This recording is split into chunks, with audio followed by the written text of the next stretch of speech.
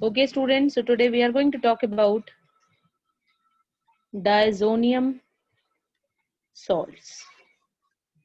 ठीक है, so first thing, सबसे पहले बात कर लेते हैं कि डायजोनियम सॉल्ट जो है वो होते क्या हैं। ये ऐसे कंपाउंड्स हैं जिनके अंदर N ट्रिपल बॉन्ड N एक नाइट्रोजन के ऊपर पॉजिटिव चार्ज है और साथ में नेगेटिव चार्ज X नेगेटिव ऐसा अटैच्ड है। और ये जो नाइट्रोजन है ये बेसिकली किसी ना किसी ग्रुप के साथ, स्पेसिफिकली जब हम बात करते हैं तो ये डायजोनियम सॉल्ट बेंजीन के ही स्टेबल माने जाते हैं, बेंजीन डायजोनियम सॉल्ट्स, इसलिए मैंने टॉपिक का हेडिंग भी दिया है।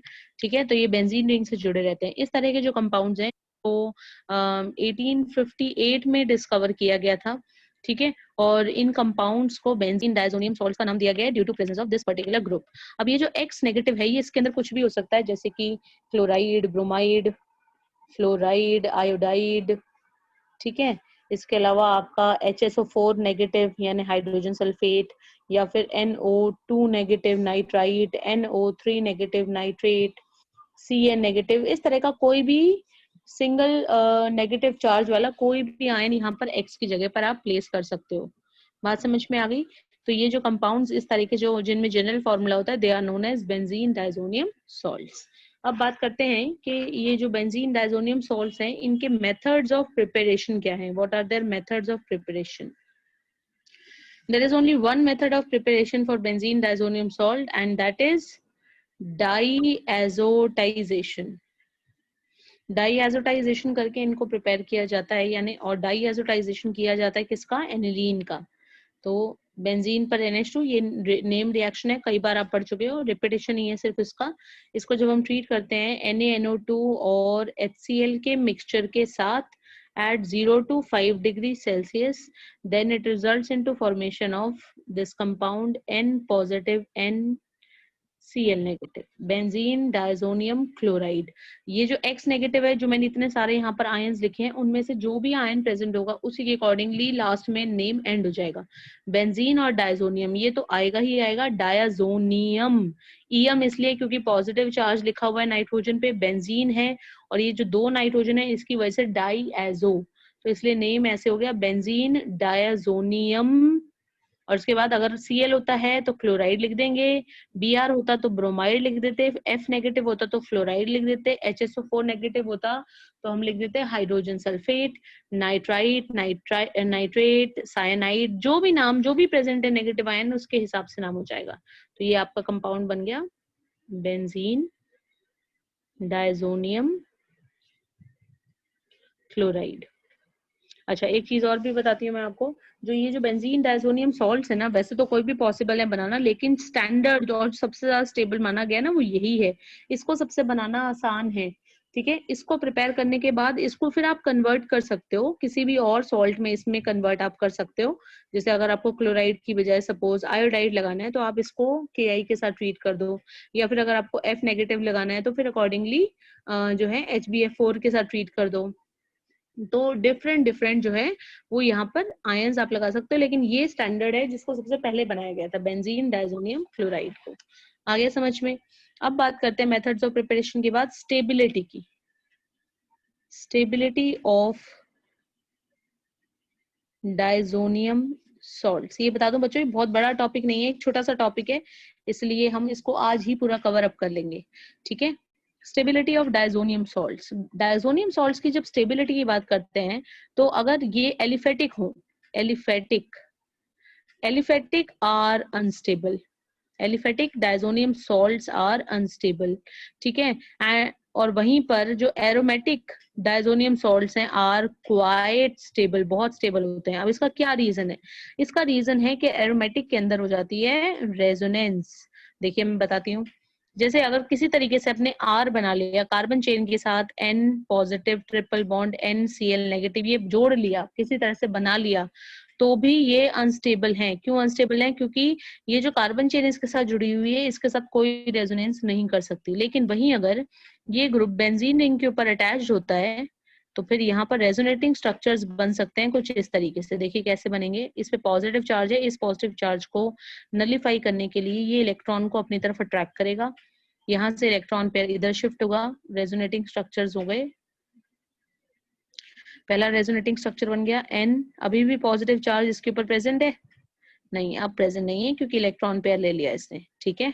अच्छा, ये जो इलेक्ट्रॉन पेयर है इसके ऊपर चला गया डबल बॉन्ड N और विद अ नेगेटिव, क्लियर। अब पॉजिटिव चार्ज कहाँ गया, पॉजिटिव चार्ज यहाँ पर आ गया क्योंकि इसने अपना इलेक्ट्रॉन पेयर डोनेट किया था। अब इसी तरीके से ये यहाँ शिफ्ट होगा, एक और रेजोनेटिंग स्ट्रक्चर बन जाएगा।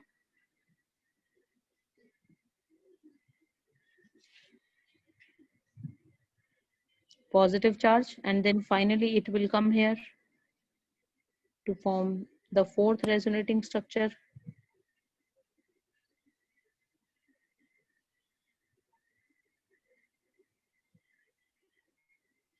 ठीक है, और फिर फाइनली ये बॉन्ड अपनी जगह पर आ जाएगा, ये अपनी जगह पर आ जाएगा और लास्ट रेजोनेटिंग स्ट्रक्चर बन जाएगा।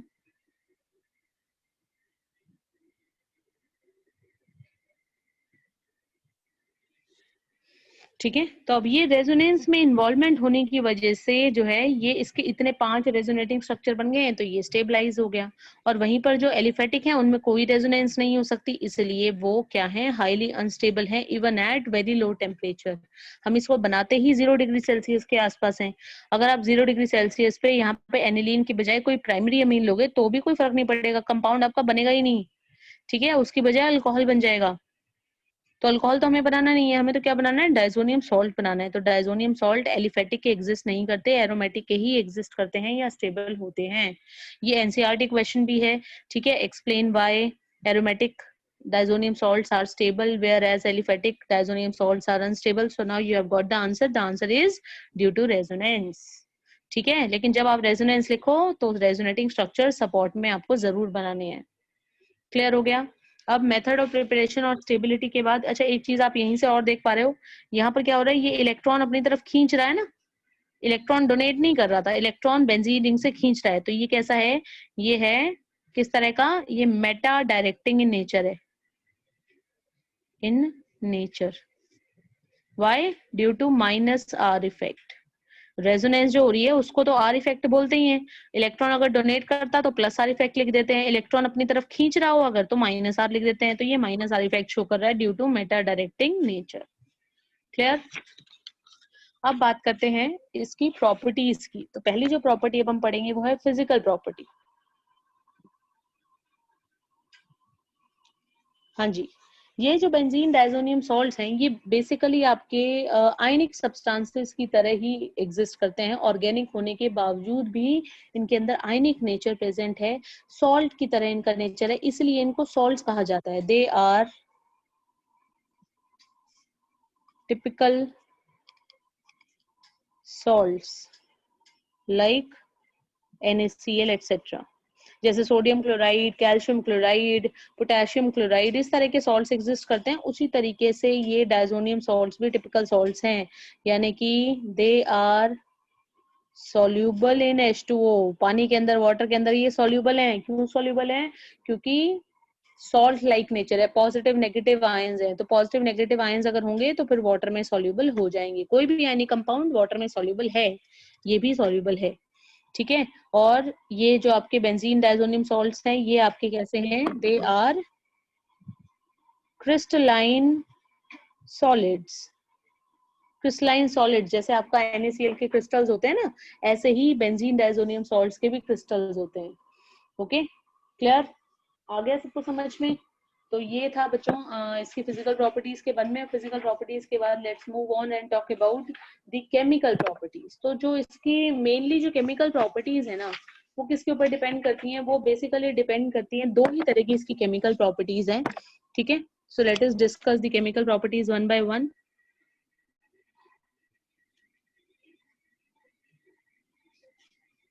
फर्स्ट प्रॉपर्टी जिसके अंदर डाई एजो ग्रुप ही रिमूव हो जाता है, डिस्प्लेसमेंट ऑफ डाईएजो ग्रुप। डाईएजो ग्रुप कौन सा था, ये जो N positive triple bond N वाला ग्रुप था ना, इसी को ही हटा दें अगर पूरा का पूरा, इसको हटाना, एक इस तरह की रिएक्शंस मिलेंगी, या फिर आपको मिलेंगी ऐसी रिएक्शन जिनके अंदर वो ग्रुप कहीं नहीं जा रहा, रिटेंशन ऑफ डाईएजो ग्रुप। इनको हम दो तरीके से कैटेगराइज कर सकते हैं, कैटेगरी 1 और कैटेगरी 2। दो तरह की केमिकल प्रॉपर्टी शो करते हैं, एक जिनके अंदर ये ग्रुप निकल जाता है और दूसरा जिनके अंदर ये ग्रुप वहीं रहता है। ठीक है, तो सबसे पहले बात करते हैं जिनके अंदर ये ग्रुप निकल जाता है। बहुत सारे ऐसे रिएक्शंस हैं और आपने मैक्सिमम रिएक्शंस उनमें से पढ़े हुए हैं।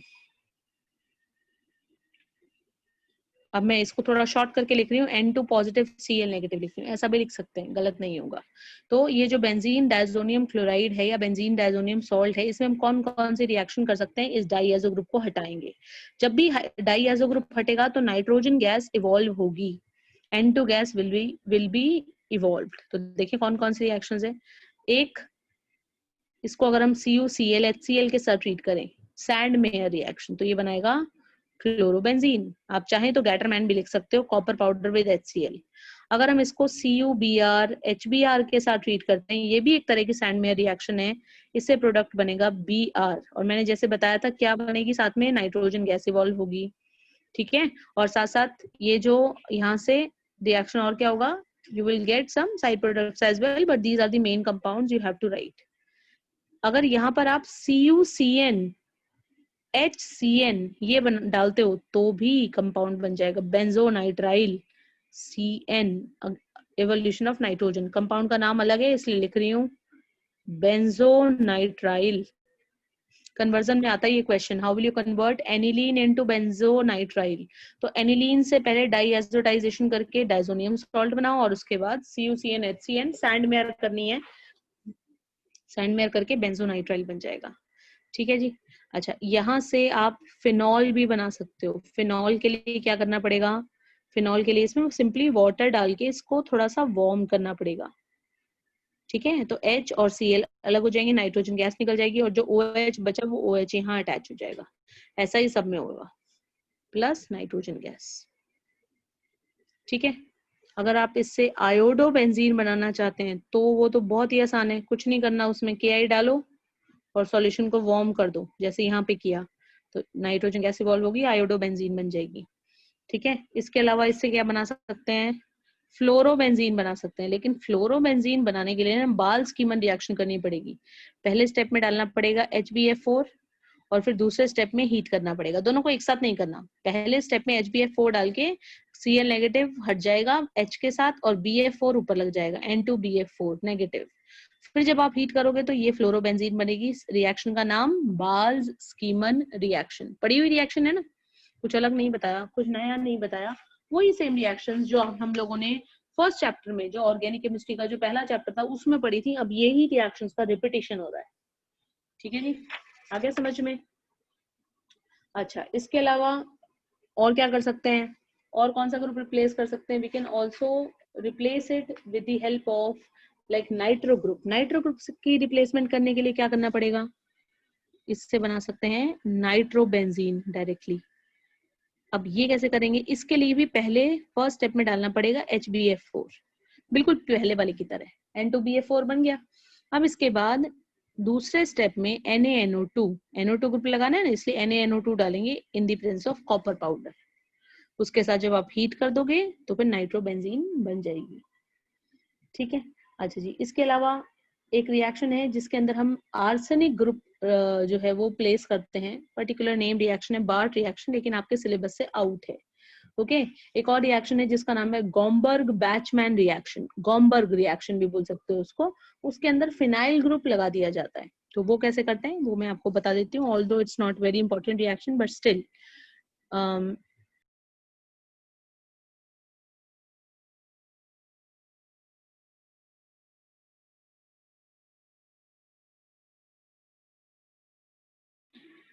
Sorry for disruption. यस, तो बेंजीन डायजोनियम क्लोराइड है, उससे क्या बना सकते हैं, उससे डबल बेंजीन रिंग वाले कंपाउंड बना सकते हैं। देखो क्या कर रहे हैं, ये ऑलरेडी एंड अगर सपोज यहाँ पर लगा हुआ है बेंजीन डायजोनियम सॉल्ट लगा हुआ है ना, इसके ऊपर डायरेक्टली क्या बना सकते हो, एक और बेंजीन रिंग बना सकते हो, बाइफिनाइल्स बना सकते हैं डायरेक्टली। ठीक है, बाइफिनाइल बनाने के लिए क्या करना पड़ेगा, इसमें बेंजीन रिंग डालेंगे, बेंजीन ही कंपाउंड डालेंगे, C6H6 डालेंगे। ठीक है, और साथ में NaOH की प्रेजेंस ये रिएक्शन होगी, तब जाके ये कंपाउंड आपका बन जाएगा। ओके और जैसे मैंने कहा इन सभी रिएक्शंस के अंदर नाइट्रोजन मैंने अगर कहीं पर स्किप कर दिया है कि नाइट्रोजन नहीं बन रही है, ऐसा नहीं होगा। ये जितनी भी रिएक्शन है सारी कैटेगरी 1 की रिएक्शंस हैं जिसके अंदर डाई एजो ग्रुप को डिस्प्लेस किया गया है, यानी कि नाइट्रोजन गैस निकलेगी ही निकलेगी। ओके एवरीवन, देन एक और बड़ी इंपॉर्टेंट रिएक्शन है जो बहुत आपके यूज में आएगी, वो आप देख लें। इसमें भी एक तरह का यही पार्ट है, N positive NCl negative compound है। इसमें से दो तरीके से हम बना सकते हैं सेम कंपाउंड। क्या बना सकते हैं? Directly benzene. वहां पर क्या किया था, बेंजीन के ऊपर एक और बेंजीन लगाई थी, यहाँ पर सिर्फ बेंजीन लगाएंगे, यानी हम हाइड्रोजन लगाना चाहते हैं। बेसिकली पूरा ग्रुप हटा देंगे और सिर्फ उसकी जगह हाइड्रोजन आ जाएगा। ऐसा करने के दो तरीके हैं बेटा, या तो आप डाल दो H3PO2 in the presence of CO2 positive ions, तो ये क्या होगा, H3PO3 बन जाएगा साइड प्रोडक्ट की तरह से, ठीक है, और आपकी बेंजीन रिंग बन जाएगी, नाइट्रोजन गैस इवॉल्व होगी फिर से। और या फिर अगर आप दूसरा जो मेथड है वो है क्या, कि हम इथेनॉल के साथ इसको हीट कर दें, इथेनॉल के साथ, तब भी आपकी बेंजीन बनेगी।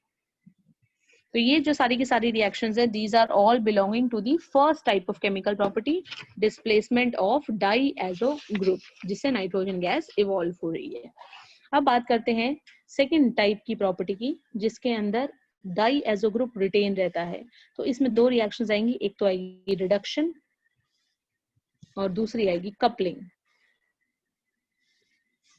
Reduction, benzene diazonium chloride on reduction with different reducing agent, जैसे टेन विद HCl या फिर आप आयरन विद HCl ले सकते हो, ठीक है। अलग अलग तरह के रिड्यूसिंग एजेंट्स आप चूज कर सकते हो, सोडियम सल्फाइड ले सकते हो, सोडियम हाइड्रोजन सल्फाइड ले सकते हो। इसके अलावा आप डायरेक्टली इलेक्ट्रिक करंट पास करके भी कर सकते हो। तो इनमें से कोई भी अगर आप रिड्यूसिंग एजेंट चूज करके और रिडक्शन करते हो तो ये क्या देगा आपको, ये कंपाउंड देगा बेंजीन के ऊपर NH, ठीक है, सिंगल बॉन्ड, जितने डबल बॉन्ड थे सब खत्म हो जाएंगे, और क्लोरीन फ्लोरीन जो भी कुछ भी एक्स्ट्रा प्रेजेंट है सब निकल जाएगा, नाइट्रोजन अपनी जगह पर रहेंगे, और इनको जितनी मैक्सिमम हाइड्रोजन हम दे सकते हैं उतनी दे देंगे अकॉर्डिंग टू देयर वैलेंसी, ठीक है। तो ये जो कंपाउंड है ये है फिनाइल हाइड्राजीन। याद आया कहाँ पढ़ा था? ये हमने एल्डिहाइड कीटोन में पढ़ा था बेटा, ठीक है। तो ये रिएक्शन कर सकते हैं। और अगर आपने इसी को रिड्यूस करने के लिए जिंक विद HCl को चूज कर लिया, तो जो फिनाइल हाइड्राजीन है वो बनने के बाद फर्दर रिड्यूस हो जाएगा टू फॉर्म एनिलीन। इसका जो लास्ट प्रोडक्ट बनता है वो बनता है एनिलीन। यानी कि जो टिन विद HCl है वो रिडक्शन तो कर रहा है लेकिन कंप्लीट रिडक्शन नहीं कर रहा, इनकम्प्लीट रिडक्शन कर रहा है। और जिंक और HCl जो है ये मिक्सचर क्या कर रहा है, आपकी एक तरह से कंप्लीट रिडक्शन कर रहा है। आ गया समझ में? अब बात कर लेते हैं इसकी सेकेंड वाली रिएक्शन की, कपलिंग रिएक्शन। पड़ी हुई फिर से रिएक्शन आप लोगों की, कपलिंग रिएक्शन। कपलिंग रिएक्शन में क्या करना है, आपका जो डायजोनियम सॉल्ट है, ये रहा diazonium salt, N positive NCl negative, इसको किसी भी और एरोमेटिक कंपाउंड के साथ हम ट्रीट कर देते हैं, कोई भी आप कंपाउंड ले सकते हो, ठीक है। तो अगर आपका जो कंपाउंड है उसकी पैरा पोजीशन के ऊपर सब्स्टिट्यूशन हो जाता है, एनिलीन के साथ करोगे तो pH आपको 4 से 5 रखनी पड़ेगी, ये मैंने एग्जाम्पल दिए थे, ठीक है। एनिलीन के साथ ये रिएक्शन कर रहे हो तो pH 4 to 5 के बीच में pH होनी चाहिए। अगर आप यही रिएक्शन फिनॉल के साथ करोगे तो फिर pH आपकी 9 से 10 के बीच में होनी चाहिए। तो डिपेंडिंग अपॉन द कंडीशन कोई भी आप यूज कर सकते हो। और फिर अकॉर्डिंगली कंपाउंड्स कैसे बनेंगे भाई, जो बेंजीन रिंग है दोनों बेंजीन रिंग आएंगी, दोनों के बीच में 2 नाइट्रोजन भी आएंगे, और जो ग्रुप जैसा लगा हुआ था वैसा का वैसा NH2 जहां पर था वैसा ही लग जाएगा। इसी तरीके से ये मैं एक और एग्जांपल फिनॉल वाला दिया था मैंने, वो भी आपको स्ट्रक्चर बना के बता रही हूँ। तो ये जो कंपाउंड्स बनते हैं इनको हम क्या बोलते हैं, इनको बोलते हैं एजोडाइज। अगर बाई चांस ऐसा हो जाए कि ऑलरेडी जिस कंपाउंड की आप रिएक्शन हमारे इस पर्टिकुलर कंपाउंड के साथ कराना चाहते हैं, यानी डायजोनियम सॉल्ट के साथ जिसको कपल कराना चाहते हैं, अगर वहां पर बाई चांस पैरा पोजीशन पहले से ही भरी हुई हो, जैसे अगर इसकी रिएक्शन क्रिसोल के साथ कराएं, पैरा क्रिसोल के साथ, अब क्योंकि पैरा पोजीशन ऑलरेडी ऑक्यूपाइड है तो फिर रिएक्शन कहाँ होगी, तो ऑर्थो पे चली जाएगी, ठीक है ना। तो फिर प्रोडक्ट कहाँ बनेगा, ऑर्थो के अकॉर्डिंगली बन जाएगा। तो ये आपका फिनॉल पैराक्रिसॉल था ना OH, यहाँ पर CH3 था ही। OH के हिसाब से जो ऑर्थो पोजीशन है, यहां से अटैचमेंट होगा नाइट्रोजन, डबल बॉन्ड नाइट्रोजन, फिर एक और बेंजीन रिंग।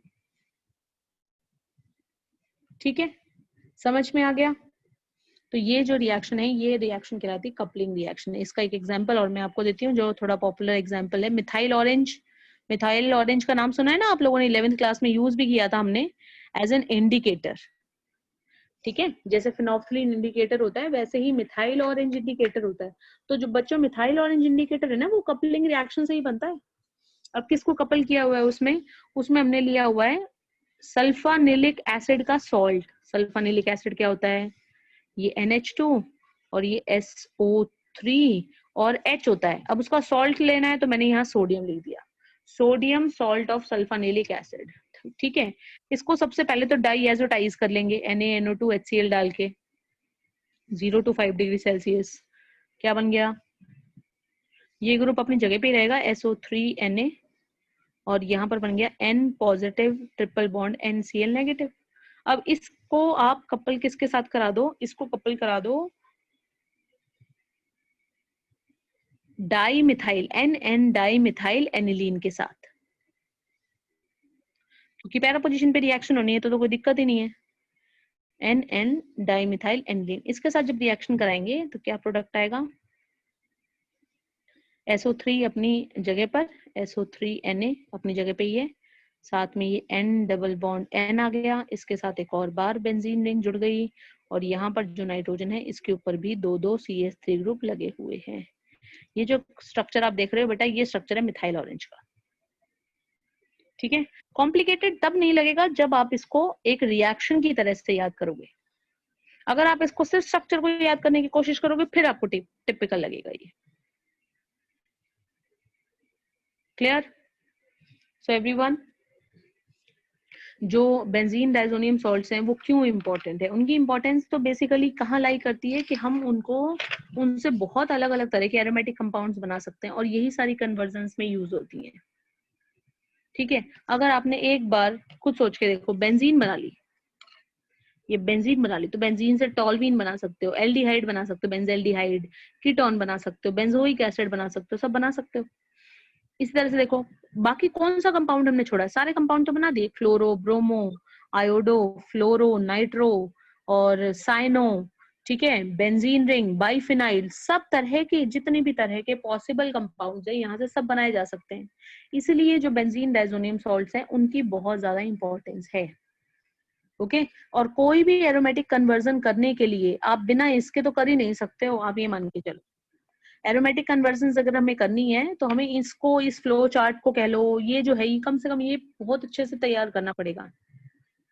ये एक तरह से ऐसे मान सकते हैं कि हमने पीछे जितनी रिएक्शंस पढ़ी है ना, जो कन्वर्जन आती है ना, वो उन्हीं में से ही एक्सट्रैक्ट आते हैं, कुछ स्पेसिफिक कन्वर्जन्स के अलावा। बाकी ये जो कन्वर्जन है जनरल कन्वर्जन है। Once you start solving them, once you start doing them, you will start enjoying also. Organic chemistry जो है, केमिस्ट्री का सबसे इंटरेस्टिंग पार्ट्स में से एक है। वो तब इंटरेस्टिंग बनेगी जब आप इन छोटी छोटी चीजों को प्रिपेयर कर लोगे, याद कर लोगे, तब बड़ी आसान लगेगी। और एरोमेटिक कन्वर्जन्स में फिर से रिपीट कर रही हूँ, diazonium salts, benzene diazonium salts की एक्सट्रीम इंपॉर्टेंस है। ठीक है, clear? Ma'am please stop recording.